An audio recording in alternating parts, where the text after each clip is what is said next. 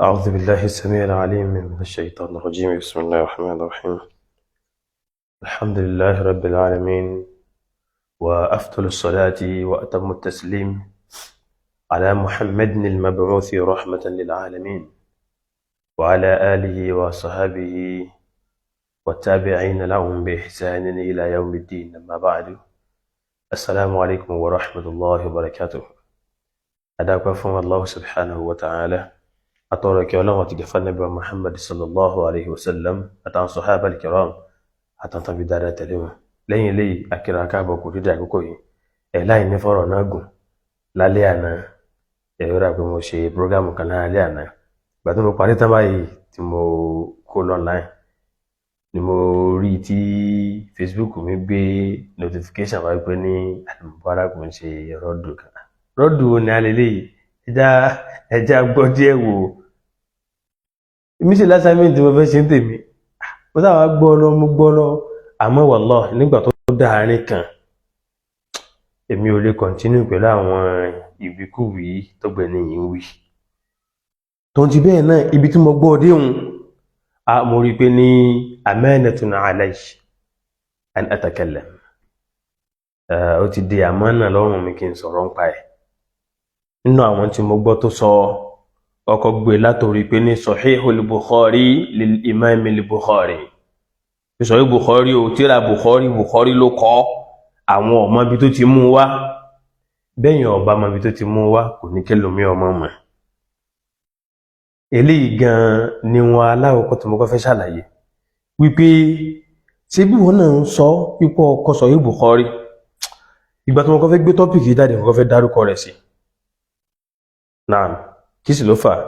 torí nǹkan méjì náà kọ́ ò mi tó wá fẹ́ mọ́ lo èdè kan tí á dàbí ìgbà tí wọ́n sọ pé ẹ̀yin náà tẹ́ ẹlẹ́ń correct èèyàn pé ẹ mọ́ sábùkù àbí kinní kan àbí ẹ̀ sàpọ́nlé èèyàn. Àmọ́ wallahi lọ wò dáadáa tí ń bá ti tàbùkù àbí ẹ̀yin sàpọ́nlé ẹ̀ ń tọ́ kọlù nǹkan òun jù lọ ni. Ẹ tó bá ti wá kọlù kinní kan tó ju òun lọ́nà ọ̀rọ̀ ẹ̀sìn, àfà mọ́ expect wípé ní kí mi ó sàpọ́nlé òun torí pé ẹ̀sìn òun gangan ló ṣe kí ni ló sàpọ́nlé òun náà. Tóun bá ti wá lè fẹ́ ẹ̀sìn òun yá, àpọ́nlé wa ni kí n fún. Ọ̀dá wọn náà lójú àtẹlòmíì náà táwọn náà mọ̀ sọ pé ní ìsìláàmù ní kẹ́yìn ọmọ pọ́nyàn lé tọ́ ìsìláàmù tó ní ọmọ pọ́nyàn lé ohun tí wọ́n bá ti fún ìsìláàmù lápọ́nlé, àpọ́nlé wo ni wọ́n retí. Kẹ́nìkan kan dìde inú àdúgbò kan tó ṣe wípé ní tí president bá determine pé òun ń bọ̀ wá irú ìlú tájọ wà nísìnyí pé òun ń bọ̀ wá sí Lagos State, ó lè má dé lu wa yìí. President Nigeria tó bá ní òun bọ̀ wá sí Lagos State, ó lè má délú Ẹ̀pẹ́ tá wà yìí. So nínú garawa Ẹ̀pẹ́ òun níbì kan, Nàìjíríà náà nínú garawa Áfíríkà náà nínú garawa ayé lápá nínú odò ayé.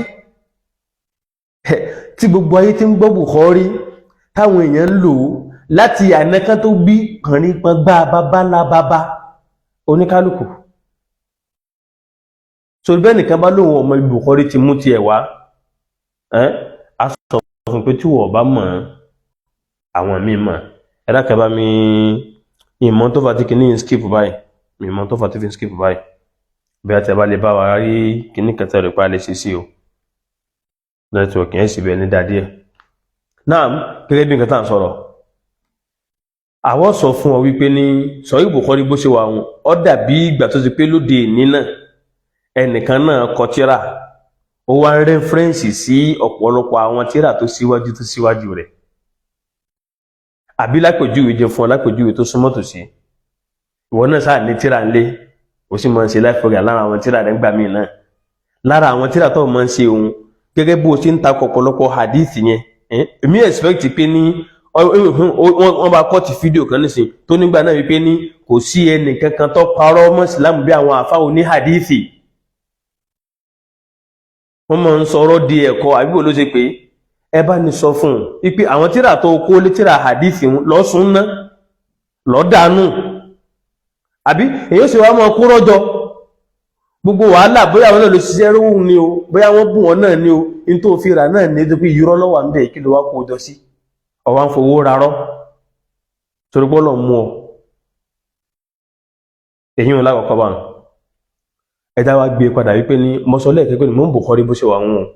àwọn tírà tó síwájú rẹ̀ lọ́sàjọ sínú Sahihu ìtọ́pọ̀lọpọ̀ èèyàn ọmọ ládé mọ́ wí láyé mọ́ ìgbà àmọ́jára tọwọ́ bọ̀ díẹ̀ lénìí àwọn tí wọ́n ní àkọọ́lẹ̀ nínú àwọn sọ̀hábà gẹ́gẹ́ bí tó fẹsẹ̀ múlẹ̀ nínú Islam bí èyí tó gbajúmọ̀ dáadáa àfáàwà Abdullahi ibn Amr ibn al-As tó kú nígbà tí hijira níbi di 65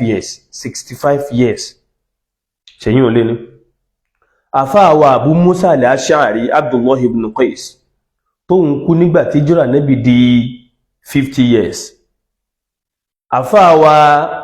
Jamrata ibn Jundub tó ń kú nígbà tí hijira níbi di 60 years bí àfá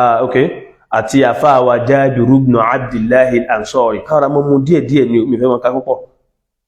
àwọn kú nígbà tí hijira níbi di 78 years 78 yìí 50 yìí 60 yìí 65 tá ń sọ fún ọ yìí àwọn tábìyìn ti ń dé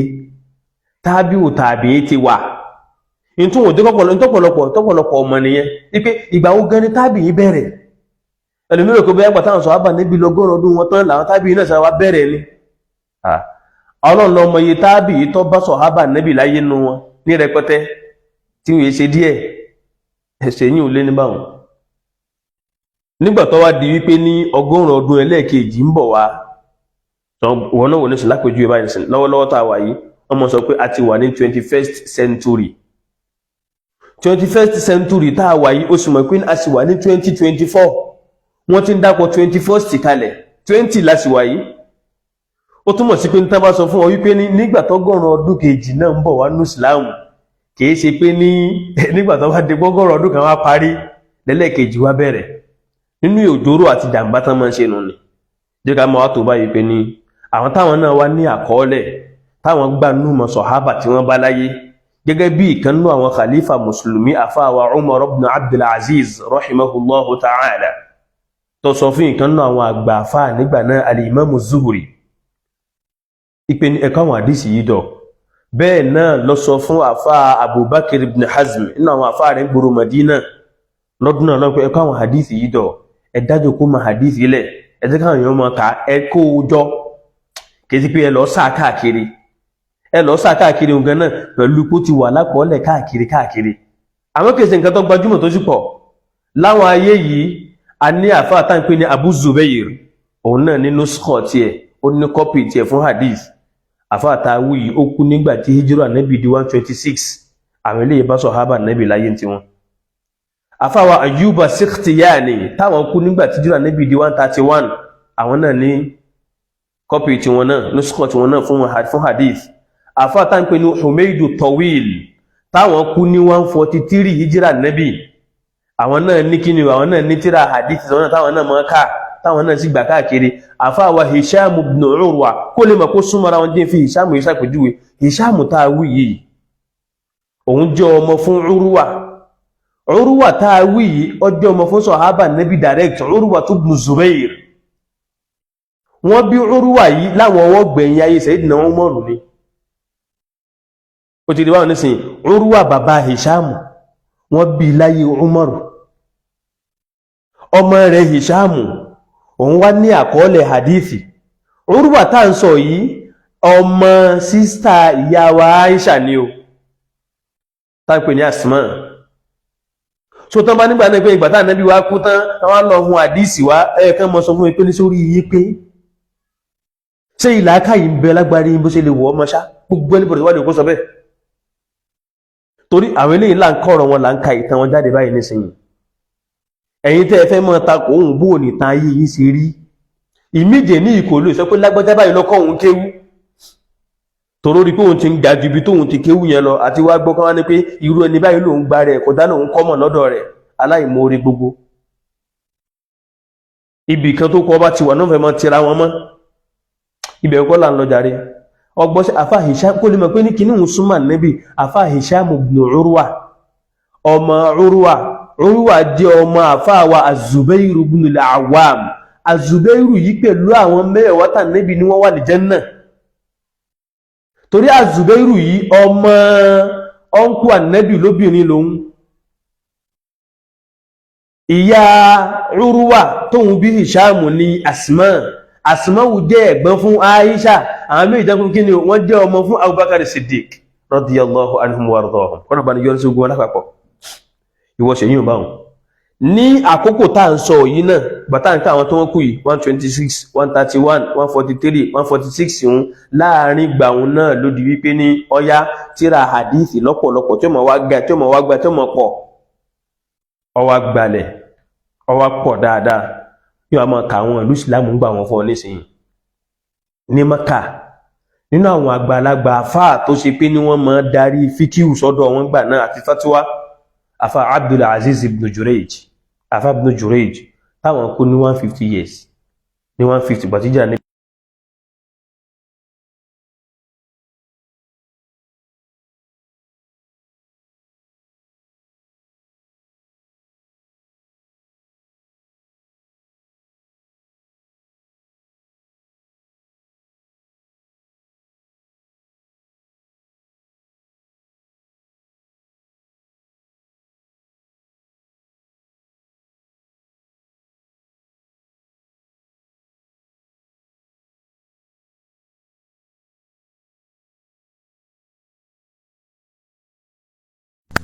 alága má bínú torí Ọlọ́run ní tún gbé padà ní ìwọ́rí tó fẹ́ ṣẹlẹ̀ lẹ́ni rẹ̀. So mo nígbà tí ó wá di ní dédé àwọn èjì táǹkà páwọn Hisham ibn Urwa àwọn kú yìí ní dédé ìgbàun náà ni àwọn tani o làwọn èèyàn wá bẹ̀rẹ̀ sínú máa gbé hadithi jáde ẹ̀ kó ti dá báyìí tí wọ́n kọ́ tó wá pọ̀ tó wá ga dáadáa. Àfá ibn Jurayj ní Maka, àfá Ma'mar ibn Rashid ní Yemen, ọmọ mẹ́ka, Imam Auza'i ní Lusham, Imam Sufyan Thawri ní Kufa, àfá Ar-Rabi' ibn Sabih, Sa'id ibn Abi Aruba, àfá Muhammad ibn Salama ní Basra, àfá ibn Abi Dhi'b àti Imam Maliki àwọn bẹ Madina tó ti kó hadith jọ. Orí báwọn nísìn in ta gbà lérò pé wọ́n lè pé kí ni wọ́n ti ń kó jọ ohun wọ́n náà wò fojú wò sí lẹ́fù tí Imam Maliki kọ sínú mọ́ àtà rẹ̀.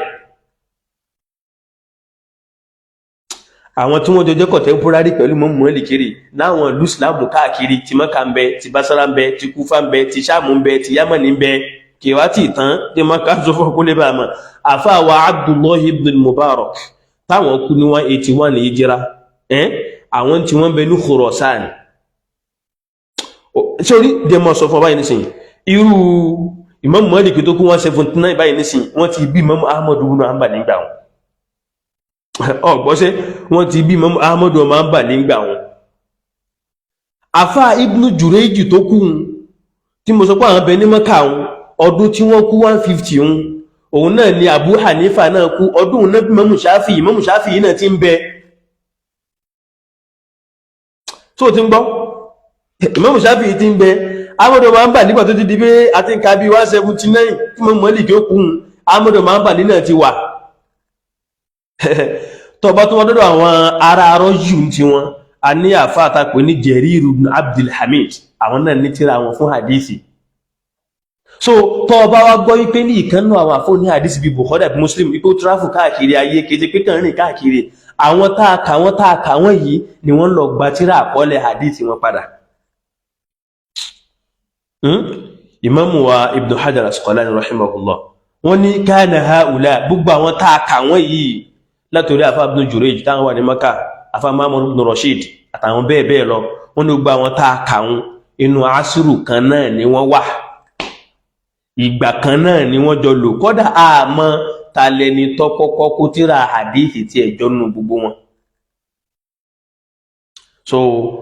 tán bá sọ mọ́ pé ní Málíkì ni àwọn àfáà ní àmọ́ta ni torí ń gbà wọn kò sí tẹ́fì lọ pé ní báyìí ni kò sí communication ẹn tó wà ń lú ikó tó lọ sí lùmí lọ fẹjọ́ sùn pé bàbá ilé àfáà bẹ̀rẹ̀ tí ẹ o lè dọ́hun náà pẹ̀lú pàtàkì náà ti kọ tí wọ́n náà kàdà kó tó ní pòhun dọ́hun ọwá dáa báhùn ẹwà sọ pé ní ó ní Sahih al-Bukhari lil Imam al-Bukhari olódo ọwọ́ ara yín aláìmọ̀kan gbogbo ní tí ò yé yín pọ̀ jù tó yé yín lọ tẹ́ ẹ̀ bá mọ̀ ẹ béèrè lọ́nà ìpẹ́fẹ́ kẹ́kọ̀ọ́ ká ṣàlàyé ẹ̀ fún yín pé kò yé yín ni àbáyín sọ pẹ̀lẹ́pẹ̀lẹ́ àmọ́ tẹ́ ẹ bá fẹ́ mọ́ fa ìmọ̀ kan tẹ́ fẹ́ mọ́ proof ìmọ̀ kan ní láwùjọ tẹ́ fẹ́ mọ́ pè nímọ̀ àgbáyín kò rẹ̀ pórí yóò pè ìwọ ọ̀nyanúgbé àwọn àfọ́ ní hadith ìwọ̀n yìí rọ́dẹ̀ wọn lẹ́rùn subhanallah ìwọ wá jáde wá ka àwọn àfáàtọ̀ gba ìmọ̀ lẹ́nu wọn mubashara báyìí bí àwọn tó kàtírà wọn ẹjá mọ̀ sódà rẹ̀ ẹ̀tù wọ́n náà ta ọkà wọn lẹ̀ báyìí ẹjá wá sàpèjú ìpé ọgá Bukhari wá dé nínú 194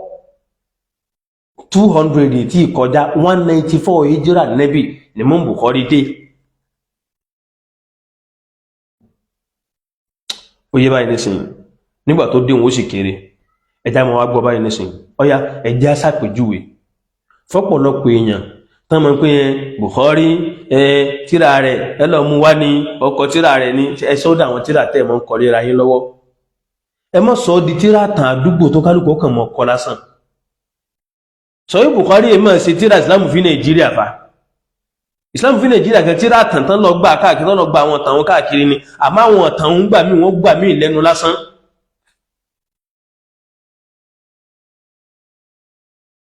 eléyìí máa ṣe tíra pé bóòlá tí máa ń ṣe nǹkan báyìí kìí mọ̀ sáwọn tíra tẹ́kà máa gbé láàkáyí lẹ́tẹ́kà máa fi kọ́ ẹ̀dá sàpèjúwe nínú Sahih Bukhari mo sọ lẹ́ẹ̀kan wípé ní bí ìgbà tí ẹ̀kan ògbó ní àwọn tó síwájú tí wọ́n kọ̀ yìí ẹ̀tẹ́kẹ́ mi ó kó jọ síbí ní tí mo ń Bukhari ṣe nù jẹ́ fún ọ lápèjúwe nísìnyí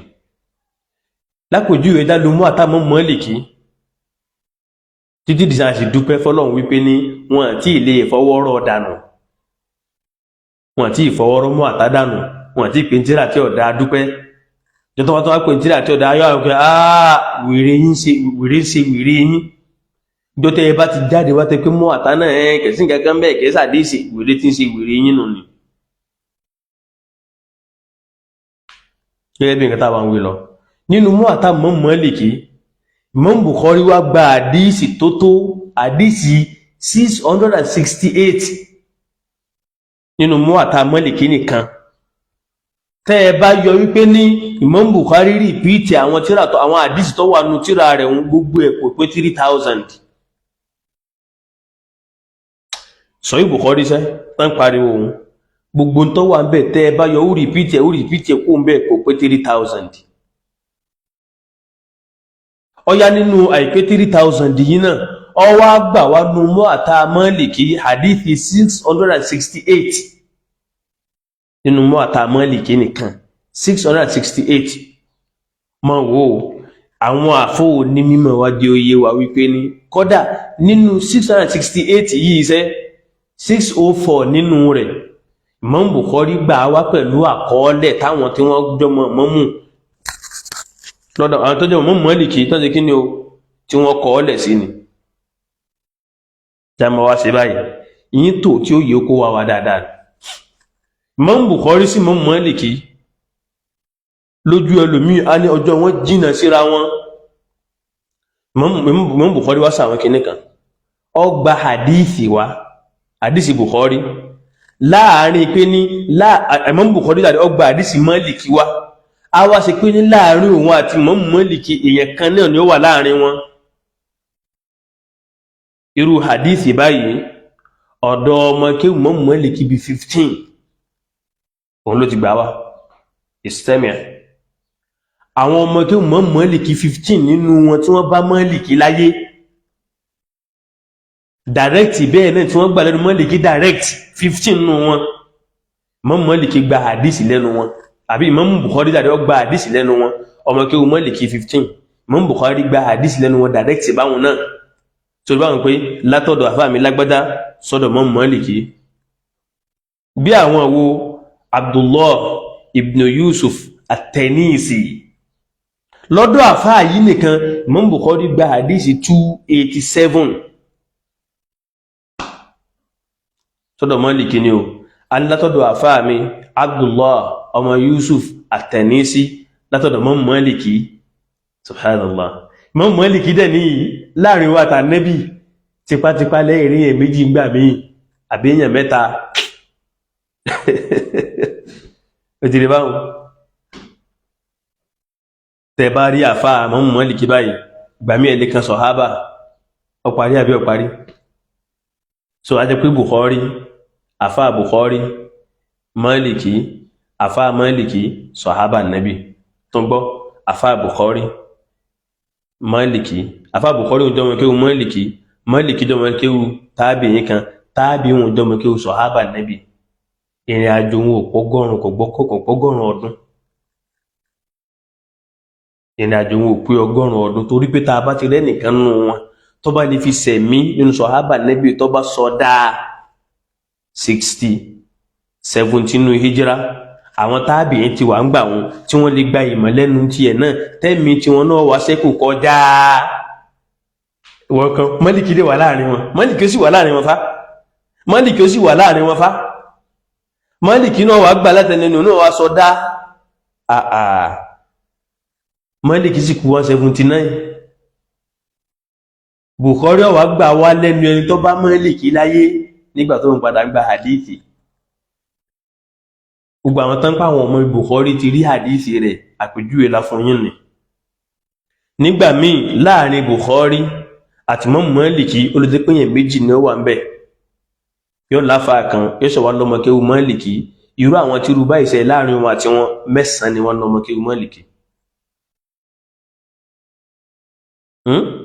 tó bá ti wá di pé ní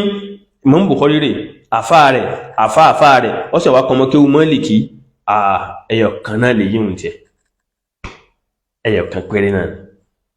Ìmámù Bukhari wá gba hadithi wádọ̀ Málíkì láti inú tírà rẹ̀ tó kó tírà Málíkì sínú ẹ̀ ìtọ́ sọnù ní ipé nínú àwọn reference tẹ́ ma kó pé tẹ́ ẹ bá ti rí báyìí lọ wọnú Málíkì ẹ bá nínú Sahih Bukhari Abdullahi ibn Yusuf at-Tanisi ta sọ lẹ́ẹ̀kan Ìmámù Bukhari gba hadithi 287 tó wà ní Muwatta ọgbà látẹnu rẹ̀ afa Ismail ibn Uwais tó jẹ́ ọmọ sísítà Ìmámù Málíkì Ìmámù Bukhari gba hadithi 163 látẹnu tiẹ̀ ládọ̀ nínú àkọọ́lẹ̀ rẹ̀ nítorí bá wá gbà wọn ọwà nù Muwatta Málíkì afa wa Abdullah ibn Maslamah al-Qa'nabi Ìmámù Bukhari gba hadithi 109 látẹnu rẹ̀ sínú Sahih Bukhari rẹ̀ látọ̀dọ̀ Málíkì so bó ti wá ṣe ti Málíkì ló ṣe tàwọn míì náà nínú àwọn àfáà tá a dárúkọ ní àfáà Ma'mar ibn Rashid lẹ́ǹkan àbí àfáà Ma'mar yẹn lọ́pọ̀lọpọ̀ ọgbà Ìmámù Bukhari yóò wá gbà wá látọ̀dọ̀ ọmọ kéwú tiẹ̀ tá ń pè ní àfáà Abdurrazzaq San'ani kò tí ì báwọn nísìnyí so àfáà Ma'mar náà ní kí ní ní tírà tiẹ̀ náà Ibn Jurayj ní tírà tiẹ̀ Awza'i ní tírà tiẹ̀ Sa'id ibn Abi Aruba ní gbogbo wọn tó ṣe ní tírà wọn òun Ìmámù Bukhari wá sí kí ní yóò wá lọ bá wọn ọmọ kéwú yóò wá gbà á ìtọ́pọ̀ jù nù Sahih Bukhari nù ni so lórí gúnbẹ̀ wọn tán bá ń bí yín àbí tíyẹn bá sọ pé ńgbà náà pé yín bóyá wọn rí kó bóyá ọ̀bọ̀ ti wá nímọ̀kan ní wọ́n sọ wípé ní ẹ Bukhari wọn àmọ́ bí tó ti wá ẹjọ́ mọ̀ pé ní àyìmọ̀kan ní bẹ lára rẹ̀ nǹkan kò yí ọ èyí ò bá wọn nínú àwọn nǹkan tó sọ lórí ìdòkóhùn náà ní tí padà ń lo Sahih Bukhari fi ṣẹ̀rí wọ́n pè nàbí ẹ̀rọ Ọlọ́run tọ́lọ́wọ́ bá fi ìyà jẹyàn tí ó bá yẹ̀yẹ́ omi èèyàn mọ́sánjọ́ òní pé tọ́lọ́wọ́ bá fẹ́ yẹ̀yẹ́ èèyàn yóò wájọ́ kọ́ mọ́ tako hadith Ànábì torí pé Ọlọ́run fi ń jú ìbí làákàyè ṣe mọ́ ni àti bẹ́ẹ̀ ni wọ́n ṣe ní ìmọ̀mọ́ tán bá lè máa pè lóní mímọ̀ láwùjọ níbi tó sọ pé náà àwọn ọmọ Bukhari ti gbé tírà rẹ̀ wá ló dẹ̀ ti ń lo hadith tẹ́ẹ̀ka nu Sahih Bukhari padà tí fi ń ṣẹ̀rí ẹ̀dá kò lórígun bẹ̀rù ọwá bọ́ sórígun míì orígun wo ó ní ẹ̀há ìbòjú tẹ́ ń pariwo yìí ìdárúgbọ̀sí tẹ́ ń pariwo yìí àwọn Yẹhudi ni wọ́n ń ṣe ìwọ́kọ́ ló sọ fún wa wípé àwọn Yẹhudi àwọn ni wọ́n ń ṣe ìwọ́kọ́ ní kíni ìwọ́kọ́ ló sọ fún wa pé àwọn Yẹhudi ń ṣe ṣíṣe tí Yẹhudi ń ṣe òun sọ wá bàjẹ́ ní Islam kí Islam má pàṣẹ bẹ́ẹ̀ Allahu Akbar ṣe rí ọmọ èèyàn gbà míì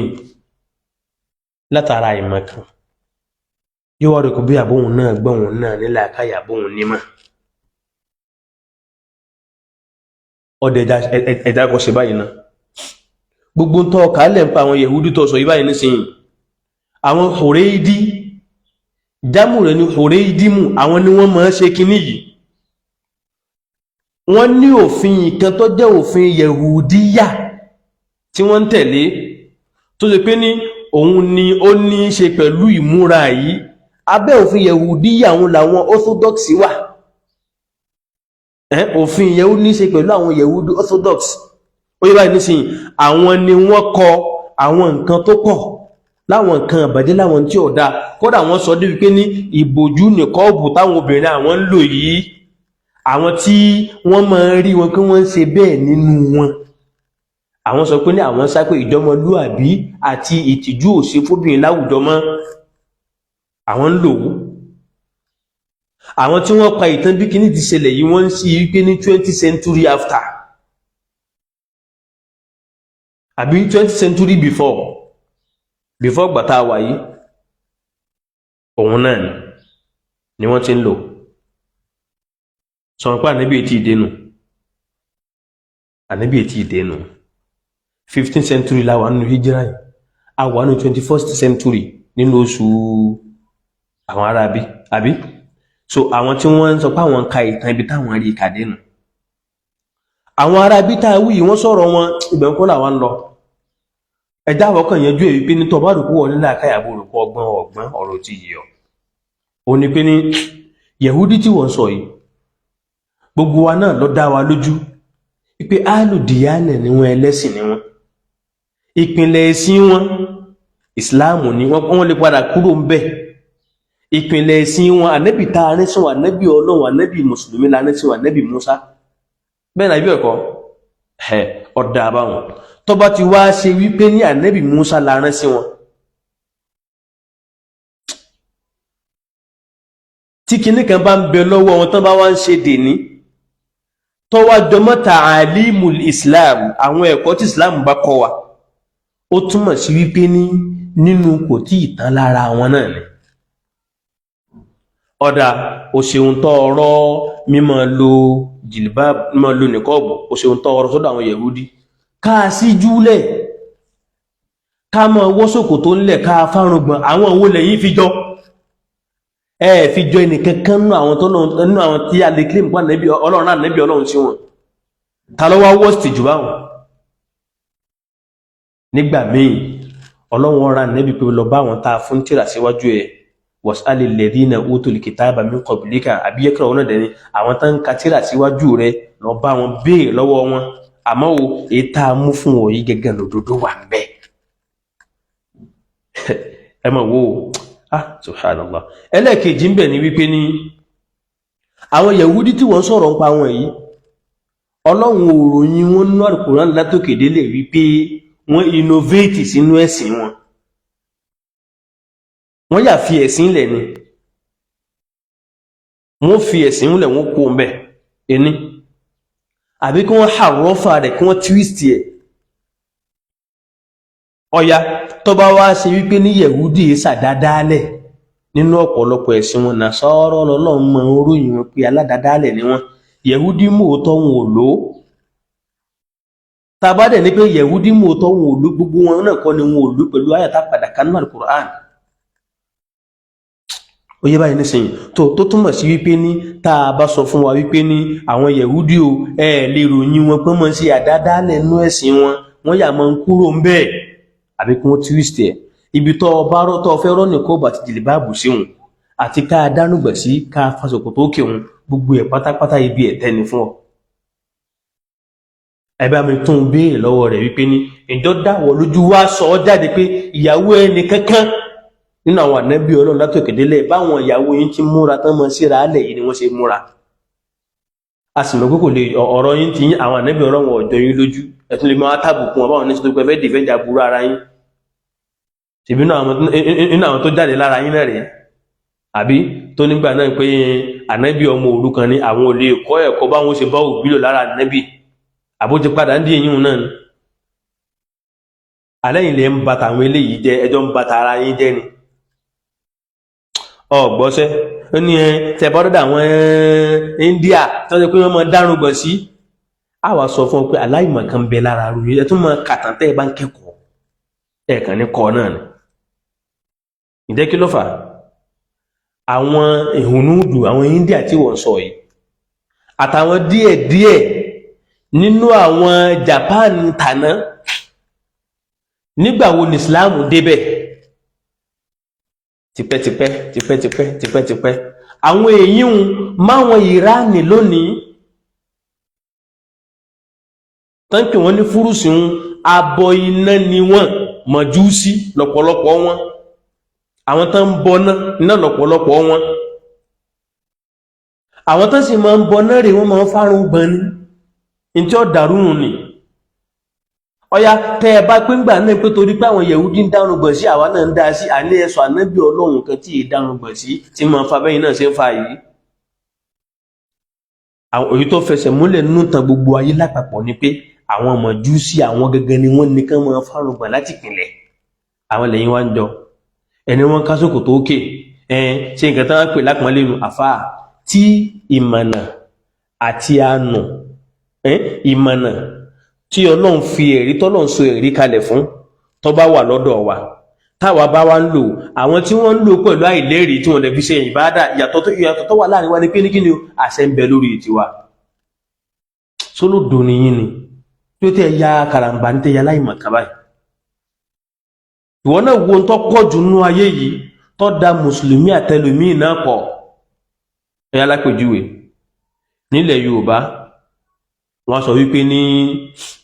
ojúlà tẹ́ kó tó di pàtẹ́ ní wọ́n kọ́ wa níwọ̀ ọmọlúwàbí kọ́hùn ìwọ̀ ọmọlúwàbí nù bẹ mùsùlùmí Ànábì sọ fún wa wípé ní kéèyàn pàdé ọmọ ìyá yẹn pẹ̀lú pé èèyàn tújúká yóò gbà ládàá ṣé ká wá sọ pé nítorí kó ti wá jọ pẹ̀lú àwọn táwọn Yorùbá ń ṣe òun nísìnyí kò sí nǹkan kan bẹ́ẹ̀ káwọ ọgílé pé kò sínú ẹ̀sìn nù ni ṣé bá ti máa ń ṣe náà nù ẹ má mọ̀ ṣe bí dìdìrìn mọ́ tẹ́yìn bá tẹ́ ẹ̀ bá gbọ́n tẹ́ ẹ bá ń sọ̀rọ̀ àwọn ọlọ́gbọ́n ni wọ́n ń gbọ́ yín so in táwọn Yẹ̀húdí ń ṣe ó ń túmọ̀ sí wípé ní nínú fitratullah illati fatara an-nasa 'alayha ìmọ̀nà Ọlọ́run ìdámọ́ Ọlọ́run tọ́lọ̀ ń dáàwé èèyàn mọ́ òun náà ní ká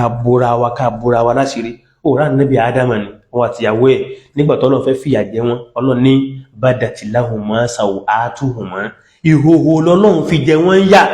ìhòhò òun lẹ́yìn wá ń pèpè sí díẹ̀ lẹ́ni yìí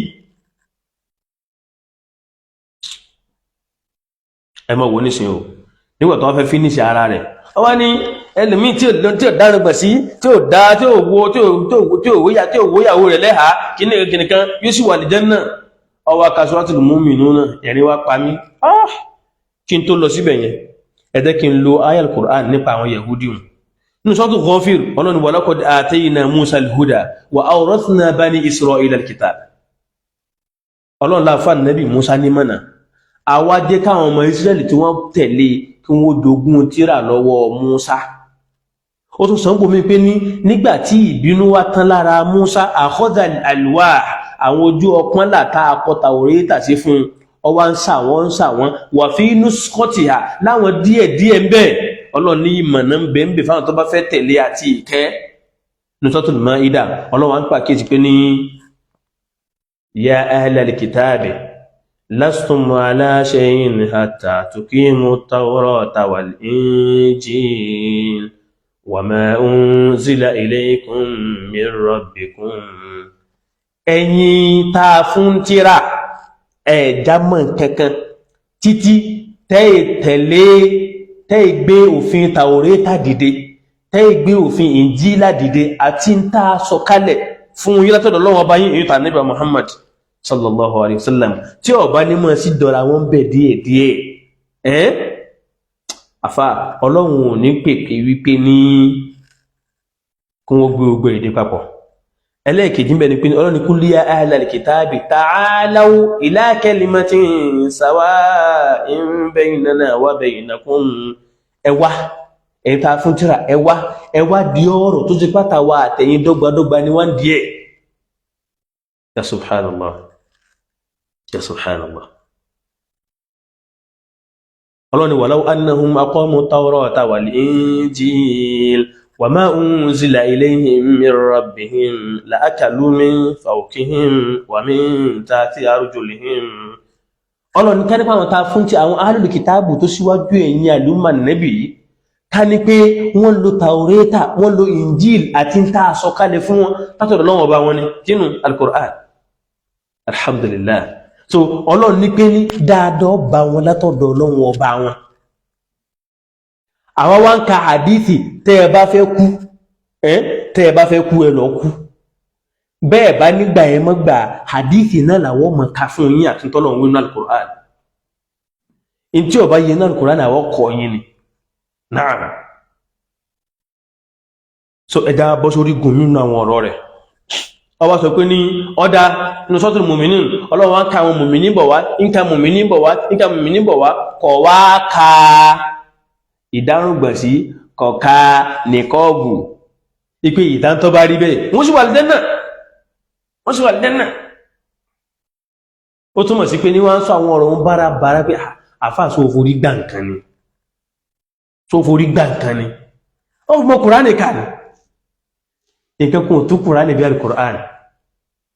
Tẹ́ẹ̀nà hadith annabi. Níbi kan, Ọlọ́run sọ ní mujmal. Yóò bùkátà ti pítà bá lọ́wọ́ mí ẹ sì gbọ́ yé dáadáa. Suratul Mu'minun náà tó ń ká yí nísìnyí. Ẹjá lọ bẹ̀. Ọlọ́run sọ ń bẹ̀ wípé ní walladhina hum li furujihim hafizun. Àwọn mùmínì tá wí nínú ṣe wọn ni wípé li furujihim hafizun. Wọ́n máa ń ṣọ́ àwọn abẹ́ wọn. Ẹ̀rí wà nísìnyí. Ọlọ́run ní kíni o? Ọlọ́run ni wọ́n máa ń ṣọ́ abẹ́ wọn ní Suratul Mu'minun. Nínú àwọn tọ́lọ́run kà pé wọ́n wà lè dẹ́nà nù, Ọlọ́run ni wọ́n máa ń ṣọ́ abẹ́ wọn. Ọlọ́run wá fẹ́ ṣàlàyé gbogbo àwọn tó máa jẹ́ wasail, àwọn means tó máa jẹ́ kí abẹ́ ṣíṣọ́ kó lè bá rọrùn fún yàn. Ọwá bọ́ ní Suratul Nur. Ọwá ní kullil mu'minin yaghuddu min absarihim wa yahfazu furujahum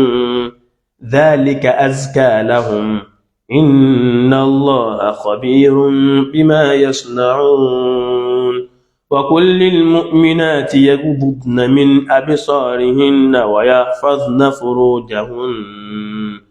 ولا يبدين زينتهن إلا ما ظهر منها ولا يضربن بخمرهن على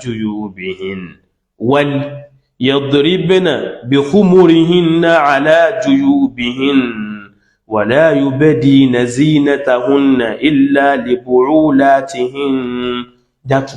ọba gbogbo Ọlọ́run ni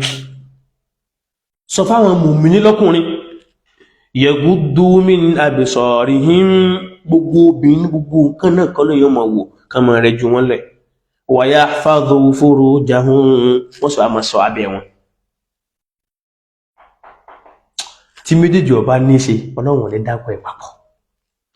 Hifdhul furuj tọ́lọ̀ sọ ń bì kan ní nínú àwọn ọ̀nà tá fi àṣífù ẹ̀ pé dáadáa. Ọlọ́run padà wá sọ ní Suratul Nur bí ọkọ̀ sọ nínú Suratul Mu'minun ọsọ ní ṣókí ọdẹ bá ní béèrè nígbà tó sọ pé Ọlọ́run ọ̀sá mẹ́ṣàn irùngbà àti ṣòkòtò ń bẹ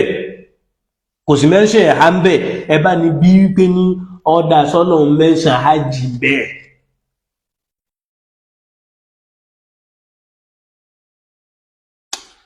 Nínú Suratul Mu'minun tọ́ka tó lọ́lọ́wọ́n ọ̀dákọ̀ ẹ̀há, Ọlọ́run ọ̀dákọ̀ ọrùngbọ̀n, Ọlọ́run ọ̀dákọ̀ ṣòkòtò, ẹba ni bí pé sọ́lọ́run dákọ̀ hajj ń bẹ̀. Tá a bá sì wá wo ìṣọwọ́ bọ́lọ́run ti sọ ọ̀rọ̀ ń pa hajj, ẹ̀rì pí sọ́wọ́n lágbára gan. Ọlọ́run ní walillahi ala nnasi hijjul bayti man istata'a ilayhi sabila. Ẹ̀tọ́ Ọlọ́run, ó ti dẹ̀tọ́ Ọlọ́run, ó ti di dandan Ọlọ́run lọ́rùn àwọn èèyàn láti ṣe hajj. Ìtọ́nà bá ló fi dandan fún wa láti ṣe kọ̀ pẹ̀lú nǹkan táyìrá lè jẹ́nà, ṣe kọ̀ pẹ̀lú nǹkan táyìrá lè jẹ́nà, àbí Ọlọ́run kàn sọ pé nǹkan jẹ́ dandan á sì wá sọ lórí ahọ́n lórí asán. Dandan Ọlọ́run yóò wá kọjá lọkọ̀ wá ní nítumọ̀ pẹ̀lú àlìjẹ́nà tí yọwọ́. alólòdò ní irú yín sẹ́ ẹ̀dá wọn kasọ́tù ní òrùjà rẹ̀ ọlọ́wọ́ ni sọ fáwọn obìnrin mùmínì náà káwọn náà mọ́ rẹ jú wọn lẹ̀ kí wọ́n ṣọ́ abẹ́ wọn wala yubdina zinatahunna illa ma zahara minha kí wọ́n dẹ̀ má gbé àwọn ẹ̀ṣọ́ wọn jáde káyé mọ́ tìta mọ́ rí ẹ̀ṣọ́ wọn àfàwọn tó bá hàn bẹ́ẹ̀ Ọlọ́run ní khimaru wọn kí wọ́n jẹ́ kó bolẹ̀ kí wọ́n jẹ́ kó balẹ̀ dáadáa so nígbà tó kàkọ́lé wípé ẹ̀ẹ́dàkọ́ bóyá ọmọ aláàrífẹ́ àbí bóyá ti kọ́ná gbóògùnà tọ́pìkì ní ìdágbọ̀n tó fẹ́ wà ń bẹ̀ mo wá ń gbọ́ àwọn nǹkan tí wọ́n ń sọ yìí àmọ́ káàrí ó wà disgusting gan dé level pé ní èmi ò lè ẹ̀díò àwọn nǹkan tí ń sọ mọ́ pé eléyìí ti wá káàrí wọ́n ti yá karambà ní jìnnà àfi tọ́nà báyà fẹ́ mọ̀nà fún wọn lókù torí pé ní tọ́ bá sọ ẹwọ báyìí nísìn mélòó ní nǹkan tó sọ àyànjú ẹ̀ látàárọ̀ ọ pẹ̀lú nǹkan tí mi fífẹ́ gbọ́rọ̀ rẹ̀ torí mi nígbọ́n kí mọ́ fèsì táàbá sì fèsì ní ọ̀daràn kìí dáràn kékeré yọ́ dá tí ó gùn tí ó fẹ́ tẹ́tẹ̀ mọ̀ ṣàlàyé rẹ̀ ní ẹni sọ bẹ́ẹ̀ pé ní yíò sọjú èní ipá àwọn Yẹ̀húdí páwọn náà mọ́ ń lo nìkọ́ọ̀bù wọn mọ́ ń lo kìíní òkè sọjú èní lọ́wọ́ àwọn tí wọ́n ń sọ ń bẹ̀ wọ́n pé ní nìkọ́ọ̀bù mùsùlùmí kọ́dà àwọn tí è ṣe mùsùlùmí àwọn tó jọ́tọ̀ ẹ̀sìn tí wọ́n sọ gẹ pẹ̀lú in tí wọ́n sọ ń bẹ̀ ní wípé ọjọ́ mọ́ nìkọ́ọ̀bù mùsùlùmí wọ́n sọ pé mùsùlùmí lọ kọ́pì rẹ̀ látara wọn ìwọ fẹ́ fi làákàyè rẹ̀ àtàṣì ẹ̀ mọ́ra wọn akílódé tó rí báyìí èṣe tí wọ́n rí báyìí a ń fa sọ̀kòtò sókè kíníkẹ́ ọdá mọ́ wọlẹ̀ tó bá wá ń wọlẹ̀ wọn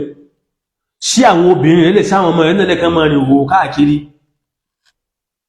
àwátẹ́ ọkọ́ mọ̀ wípé ẹni tó bá ti pé èèyàn bá ti rìn òwò káàkiri ni Ọlọ́run fẹ́ fìyà jẹ nítorí pé ní ìyàtọ̀ náà fi dànẹ́bì Ádámà àti ìyàwó ẹ̀ nígbà tó wọ́n ṣe tọ́nà ní kí wọ́n mọ́ ṣe ní kíni o Ọlọ́run sí wọn sí hòhò bàdátìláhùn mọ́ sàwọ̀ átúnhùn mọ́ àti gbogbo àríwòwò nú ayé àwọn tó pé ní wọ́n mọ̀ rìn mọ́ síra alẹ́ ní obìnrin àtọkùnrin àṣẹ́lẹ́sẹ̀ ni wọ́n ìyà táwọn ẹlẹ́sẹ̀ jẹ làwọn náà ń jẹ ànábì Ádámù padà túbá ń jẹ òjẹ́ inú túbá bẹ́ẹ̀ ní túbá ọjọ́ wo ló wá di wípé ní tí ìmọ̀nà Islam tí bá ń bẹ lára àwọn nǹkan tí èsè mùsùlùmí tán bá ń ṣe ọwọ́ tó mọ̀ sí pé ara wọn Islam ti kọrùn ọjọ́ wo ló wá di wípé ní bí ìmọ̀nà Islam bá ń bẹ lára àwọn kan tí èsè mùsùlùmí tí wọ́n ń lò tí mùsùlùmí náà bá wá ń ṣe ọwọ́ tó mọ̀ sí pé nùkọ̀ wá díẹ̀ kankan ní Islam mọ́nu ìwọ àtàwọn bíi ti ẹlẹ́ nílò hadith bí iznillah tálíkì amúyèdè ní tó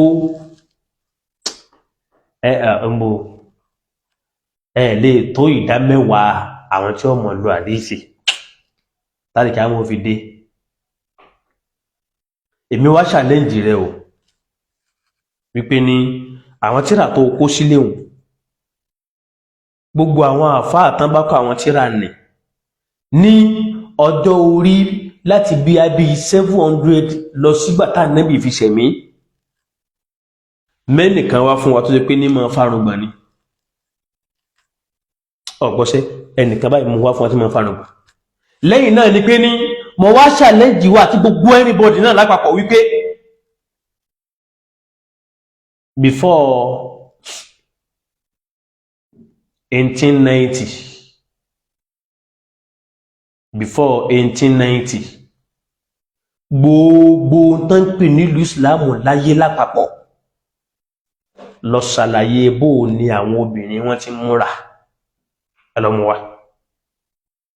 ẹlọ́kọ́ ẹ̀rí rẹ̀ wa ikú wọn máa sí júlẹ̀ wọ́n sì máa lo san mọ́rùn táwọn obìnrin kọ̀ọ̀kan nínú yín lò yìí àbí wọ́n máa sírí ilẹ̀ ni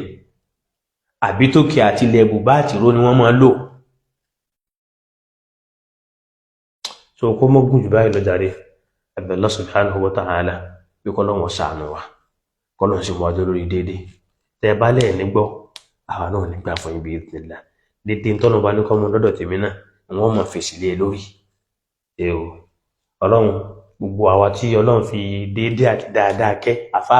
ọ̀gbẹ́ni kankan wọn lẹ́nu kẹ́ni báwọn ìyàwó ànábì wòye ṣẹlẹ̀ à níta ń sọ náà dé báyìí nísìn náà ló délẹ̀ yìí náà ń yákàyákà àwọn nǹkan wọ̀nyí àwọn nǹkan sì ń bẹ láwùjọ wa tó ṣe pé ní wọ́n ń rí kinní gẹ́gẹ́ bí lógò ṣe bí àṣẹ́kùbọ̀ wá rẹ̀ nígbà tí ogun àti ìdániláàmú àwọn crusaders dé ló sì dọ́dọ̀ wálẹ̀ tí wọ́n náà ń bí yìí tààrà àwọn tí wọ́n lò tá ń pa wọn láwọn zùmùrá yìí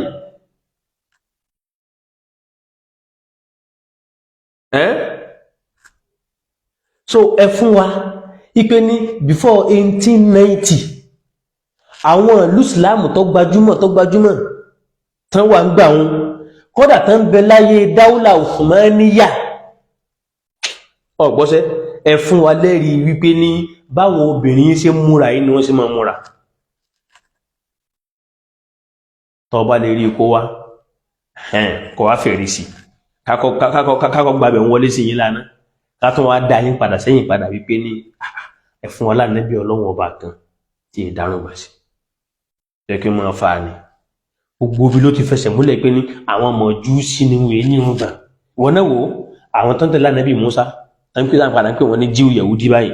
àwọn tó ń tẹ̀lé ànábì Ìsá tán pé wọ́n ní Kìrìsìtẹ́nì yìí ìtàgbé ó sì fẹsẹ̀ rẹ̀ múlẹ̀ wípé ní Jíù wọ́n ṣe irun mú àti irun gbọ̀n wọ́n gbé gbogbo ẹ̀ papọ̀ tí ó pọ̀ tí ó dì ní àwọn Kìrìsìtẹ́nì náà àwọn náà máa ní irun gbọ̀n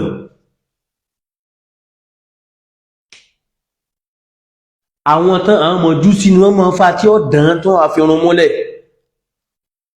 ìsìláàmù náà ẹ̀sìn tó gbọ́rọ̀ ọrùn gbọ̀n wá ní tí ó fi ṣeré tó sì pàṣẹ látàrí ànábì Muhammad sallallahu alaihi wasallam bẹ́yàn ọba ní tẹ̀lé àṣẹ ànábì ẹ̀ ló wá bí dúkù sí ẹ̀yìn ọ̀tẹ̀lé inú àṣẹ ànábì làwa ń tẹ̀lé pẹ̀lú tó dá wa lójú tó fẹsẹ̀ múlẹ̀ àwọn ọ̀ka tíra tó ní kọ̀rọ̀ direct tíra là ń kà jáde yìí mo tó wá tó ń sọ lẹ́ẹ̀kan pé ní tọ́ bá sọ pé ní Sahih Bukhari báwo àwọn tán gba hadithi wá pé wọ́n máa ń parọ́ wọn ti sọ̀rọ̀ di ẹ̀kọ́ gbogbo tíra tó wà nù ilé rẹ̀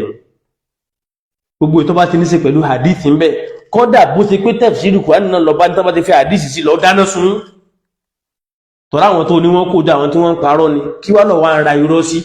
o tún wá fi irọ́ tó lé o tún fi ń ṣe fáàrí onígbàdé wọn náà ní láìbírì ọwá kó rọ́ sínú rẹ̀ kí ni máa ṣe ṣé ìkòkòrò jẹ làákà yìí ni láìsí pé ikán jọ pọlọ yín ẹwọ kọ́lọ́wọ́ sànú wọ́n darí hadha wa sallallahu wa sallim ala muhammadin abdika wa rasulik wa ala alihi wa sahabihi wa mawalah wa subhanaka allahumma bihamdik ashhadu an la ilaha illa ant astaghfiruka wa atubu ilayk assalamu alaikum wa rahmatullahi